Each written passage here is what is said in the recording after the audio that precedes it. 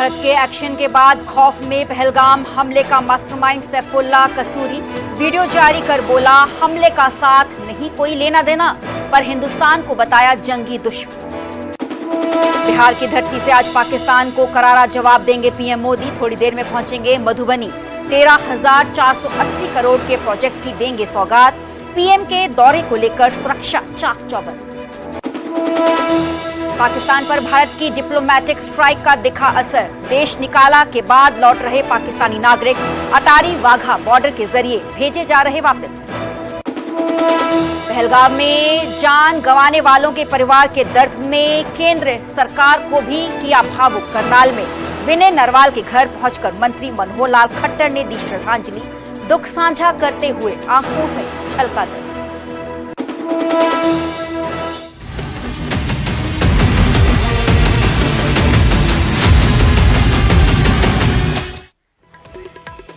नमस्कार, मैं हूं सरबजोत कौर। न्यूज 18 पंजाब हरियाणा देख रहे सभी दर्शकों का स्वागत है। बुलेटिन की शुरुआत करेंगे और सबसे पहले बात करेंगे पहलगाम आतंकी हमले की, अटैक की। पहलगाम आतंकी हमले के विरोध में प्रदर्शन किया जा रहा है। दिल्ली में पाकिस्तान हाई कमीशन के बाहर यह प्रदर्शन लोगों की तरफ से किया जा रहा है। पहलगाम आतंकी हमले के विरोध में लोग जमकर प्रदर्शन कर रहे हैं। बीते कल भी हमने कई जगहों से तस्वीरें देखी थी कि अलग अलग जगहों पर कैंडल मार्च लोगों की तरफ से किया जा रहा है। इंसाफ की मांग की जा रही है। कहा जा रहा है कि पाकिस्तान के खिलाफ सख्त कार्रवाई की जानी चाहिए। और अब पहलगाम आतंकवादी हमले के खिलाफ पाकिस्तानी उच्चायोग के बाहर ये प्रदर्शन।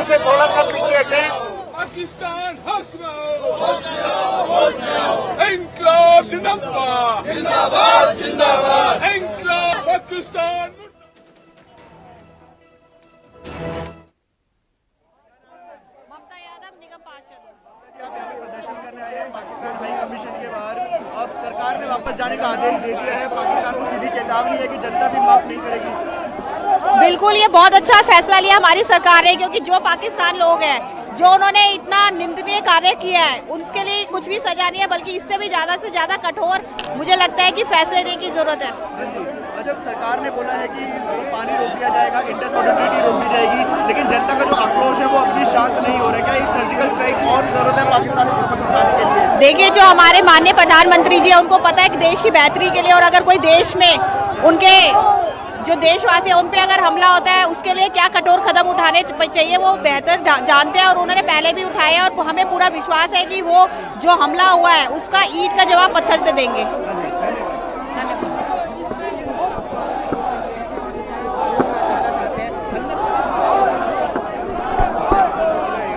पहलगाम आतंकी हमले के विरोध में प्रदर्शन किया जा रहा है। दिल्ली की तस्वीरें आप देख पा रहे हैं। दिल्ली हाई कमीशन, जो पाकिस्तानी हाई कमीशन है, उसके बाहर की तस्वीरें। बड़े तादाद में लोग यहाँ पे इकट्ठे हुए हैं। हाथों में तिरंगा झंडा पकड़ा हुआ है और नारेबाजी पाकिस्तान के खिलाफ की जा रही है। मांग की जा रही है कि सख्त से सख्त कार्रवाई की जानी चाहिए, क्योंकि पहलगाम अटैक हुआ, हमला हुआ, 27 पर्यटकों की मौत हो गई है, जिसके चलते अब जगह जगह पर प्रदर्शन, कैंडल मार्च, रोज प्रदर्शन किए जा रहे हैं।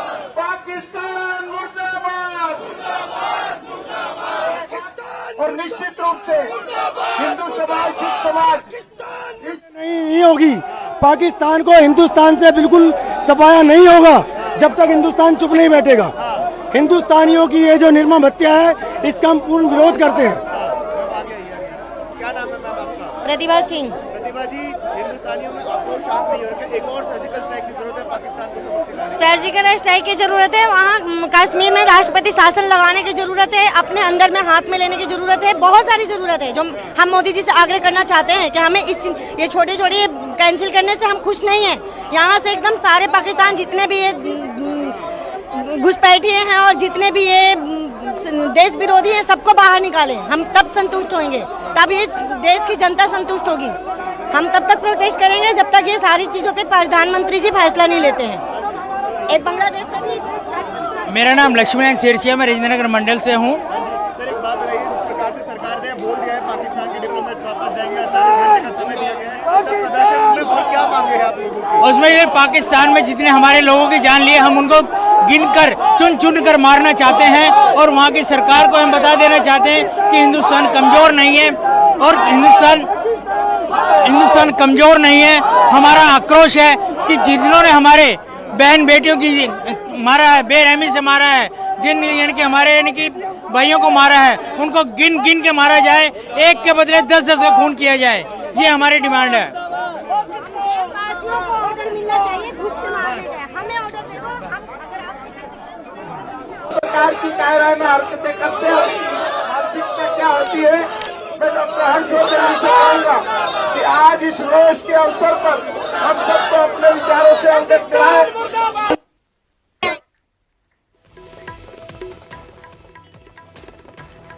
पहलगाम आतंकवादी हमले का भयावह वीडियो सामने आया है। नया वीडियो है। पहलगाम में 22 अप्रैल को हमले का वीडियो सामने आया था। वीडियो में हथियारबंद आतंकवादी दिखाई दे रहे हैं। एक नया एक्सक्लूसिव वीडियो सामने आया है। बड़ी तादाद में वहां पे पर्यटक मौजूद थे। किसी पर्यटक की तरफ से ये वीडियो में कैप्चर की गई है पूरी घटना। नया वीडियो निकल के सामने आया है। सामने की तरफ आतंकवादी दिख रहे हैं और एक ग्रुप में पर्यटकों को इकट्ठा करके वहां उनको गोली मारी गई। पहलगाम में 22 अप्रैल को तकरीबन दोपहर को 2:45 बजे की पूरी घटना है, जब रिक्रिएशनल पार्क में पर्यटक अपने सैलानी एंजॉय कर रहे थे। हथियारबंद जो आतंकवादी हैं मौके पर पहुंचते हैं। इस पूरी घटना को अंजाम उनकी तरफ से दिया जाता है। तो वीडियो में हथियारबंद आतंकवादी दिखाई दे रहे हैं। एक नया वीडियो निकल के सामने आया है क्योंकि आसपास बड़ी तादाद में जो लोग थे वहां पर मौजूद थे। मौका देख के आतंकवादी मौके पर पहुंचते हैं तो किस तरीके से निशाना उनको बनाया जाता है। सामने की तरफ एक आतंकवादी AK-47 उसके हाथ में पकड़ी हुई है। इकट्ठा करके लोगों को ताबड़तोड़ गोलियां उनकी तरफ से चलाई जाती हैं। हल पूछा जाता है, कलमा पढ़ने के लिए कहा जाता है, तो बाद में मौत के घाट उतार दिया जाता है। തൊട്ടടുത്തുണ്ടായിരുന്ന ആള്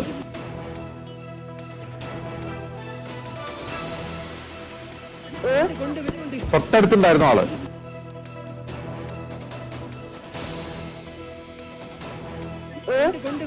തൊട്ടടുത്തുണ്ടായിരുന്ന ആള്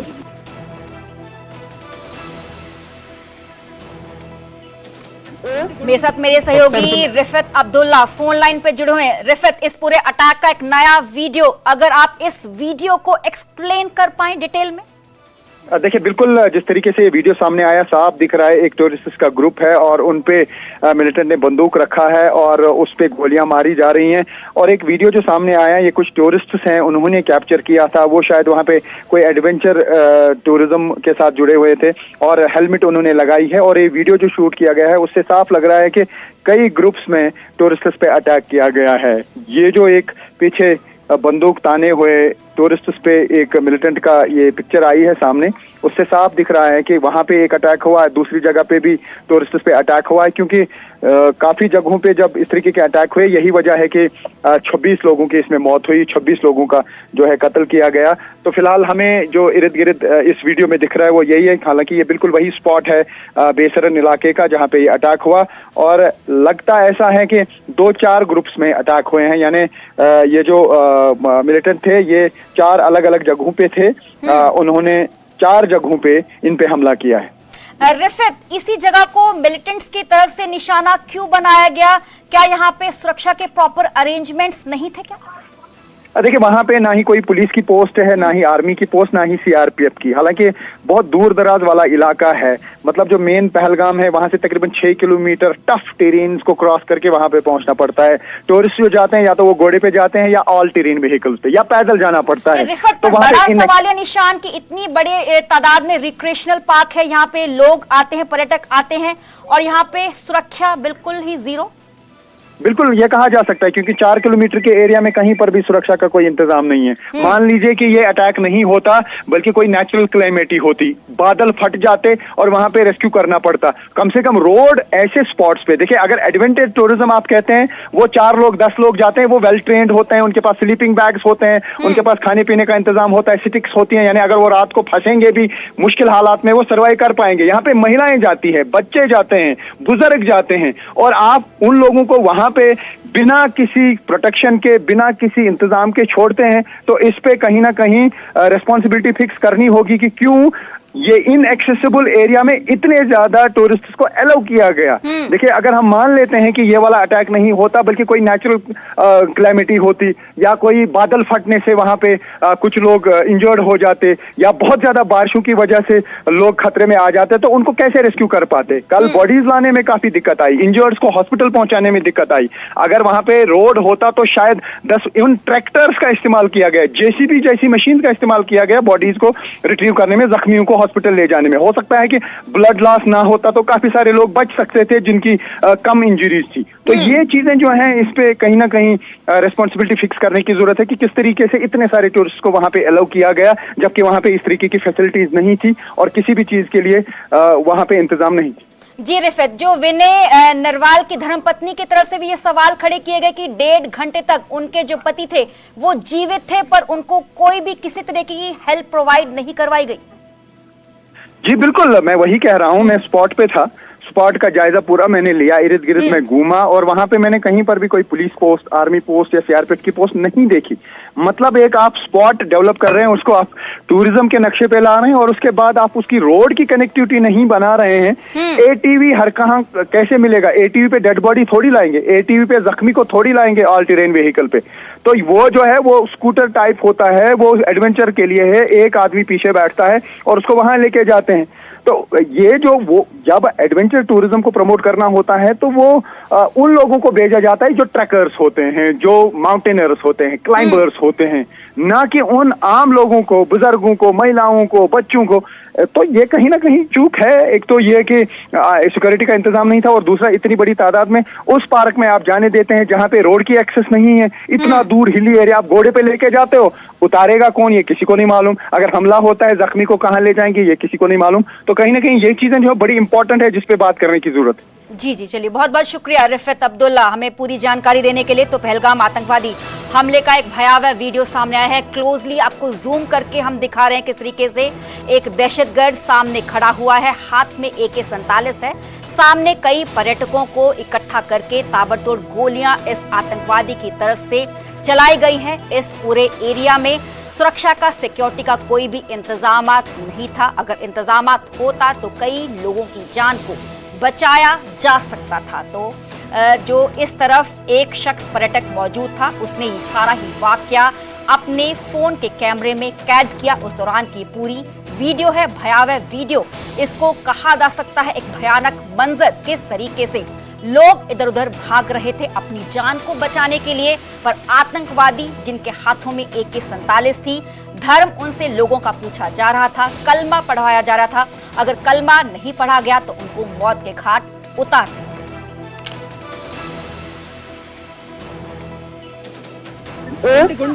തൊട്ടടുത്തുണ്ടായിരുന്ന ആള്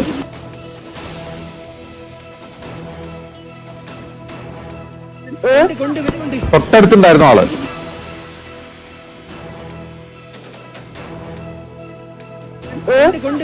തൊട്ടടുത്തുണ്ടായിരുന്ന ആള്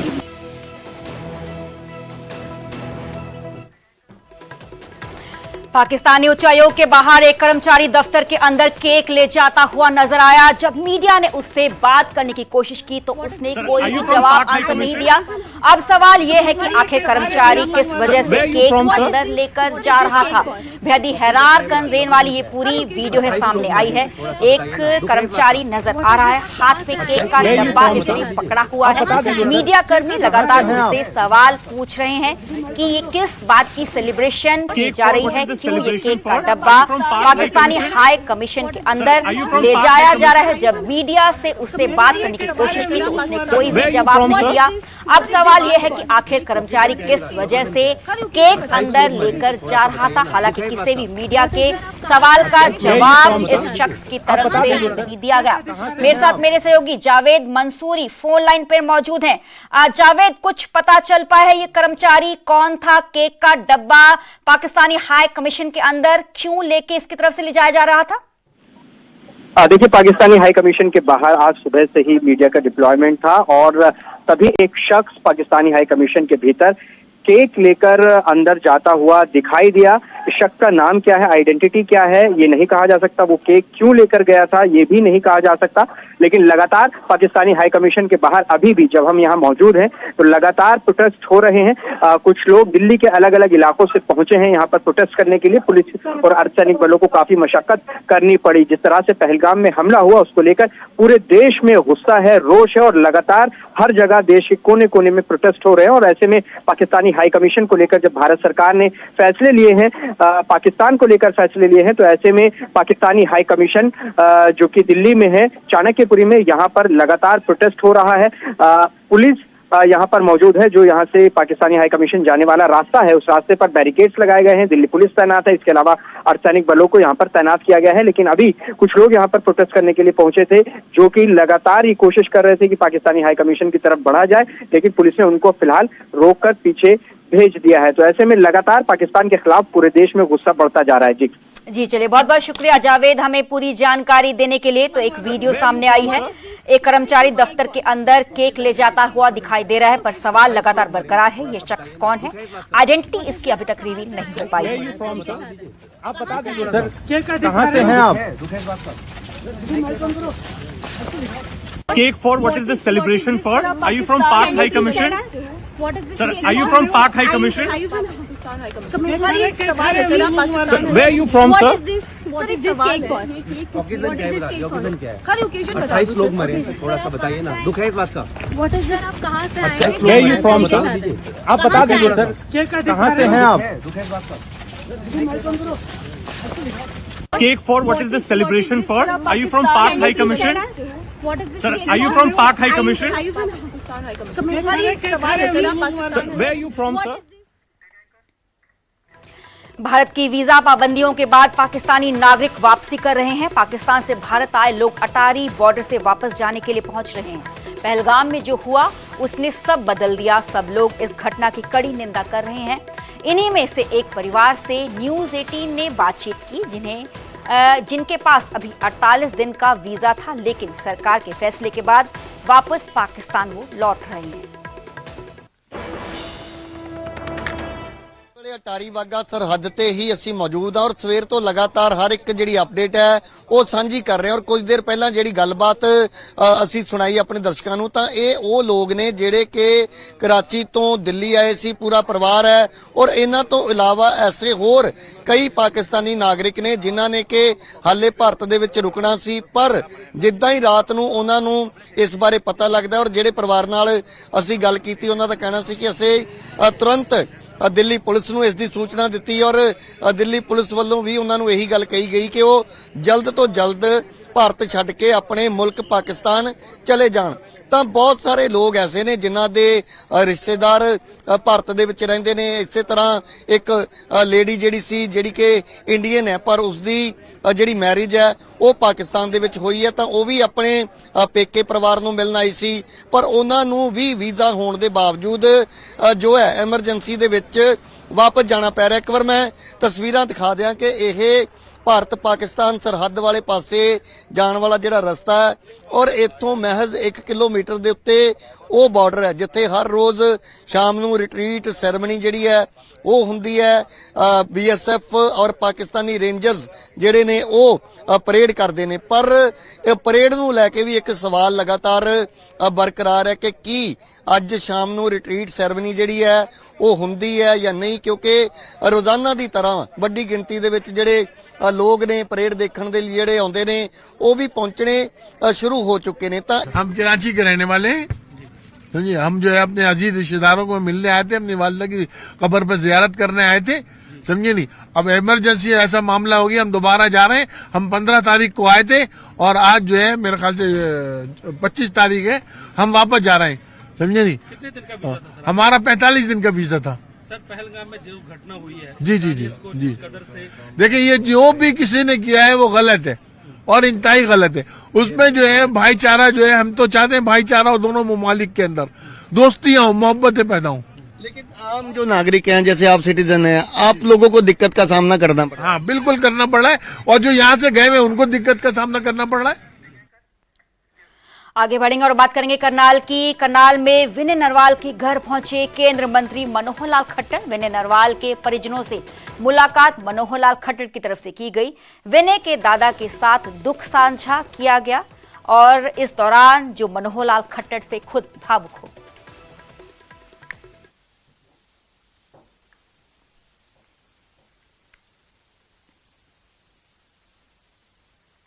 हिमांशी और जो और भी कुछ छोटे छोटे फैक्ट्स है जो कि फॉल्स है।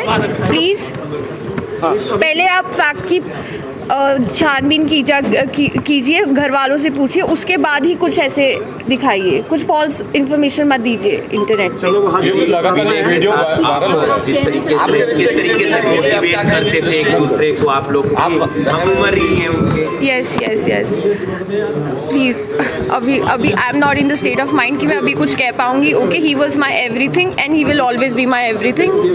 That's it. भी चीज ऐसी होती है तो लोड करने से पहले, डालने से पहले yes please कोई false information मत डालिए। that is my only request and I only wish कि my brother should be given the highest honor that he deserves and he deserves that। yes, that video is not Vinay and Himanshi। उसके हिमांशी कैसी है अभी? she is not in a good दर्द नहीं सहा जा सकता है।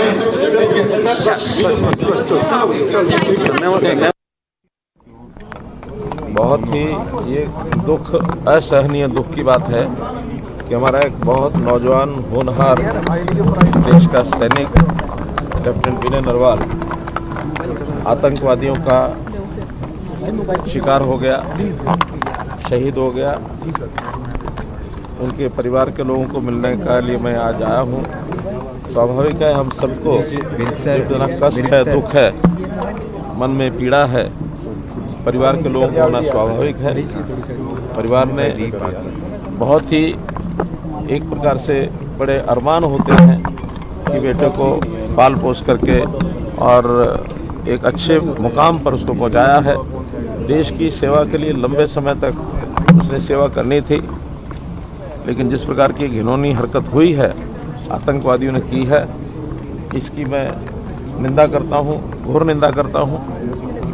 और साथ ही और जो 25 लोग उनके साथ मारे गए हैं, एक नागरिक नेपाल के भी हैं। मैं कल नेपाल में था, नेपाल के प्राइम मिनिस्टर को मिलकर के भी मैंने सांत्वना व्यक्त की। नेपाल के प्राइम मिनिस्टर और भारत के प्रधानमंत्री मोदी जी की बातचीत भी हुई है और वो भी चिंता में थे कि इस प्रकार के जो टूरिस्ट हैं उनको सुरक्षित अगर नहीं कर पाएंगे तो काफ़ी कठिनाई आएगी, क्योंकि टूरिज़्म चाहे भारत हो, नेपाल हो, भारत का हिस्सा कश्मीर हो अथवा अन्य प्रदेशों में टूरिस्टों का आना जाना लगातार रहता है। कल मैं नेपाल में था तो वहाँ भी बड़ी संख्या में जो इधर से धार्मिक यात्रा पर और टूरिज़्म पर भारत के लोग जाते हैं, उनसे भी मिलना हुआ था। ये घटना हम सबके लिए चिंता की बात है। भारत के एक्शन से आतंकवादी सैफुल्ला डरा हुआ है। हमले के बाद आतंकवादी सैफुल्ला ने अपना पहला बयान जारी किया। सैफुल्ला ने कहा कि मुझे हमले का अपराधी बनाया गया है, पाकिस्तान पर आरोप लगाया गया है। आतंकवादी सैफुल्ला ने कहा कि पाकिस्तान का पहलगाम हमले के साथ कोई भी लेना देना नहीं है। वो पाकिस्तान का पानी रोकना चाहते हैं, पाकिस्तान को तबाह करना चाहते हैं। आतंकवादी सैफुल्ला डरा हुआ है और उसका पहला बयान इस पूरे भारत के एक्शन के बाद देखने को मिला।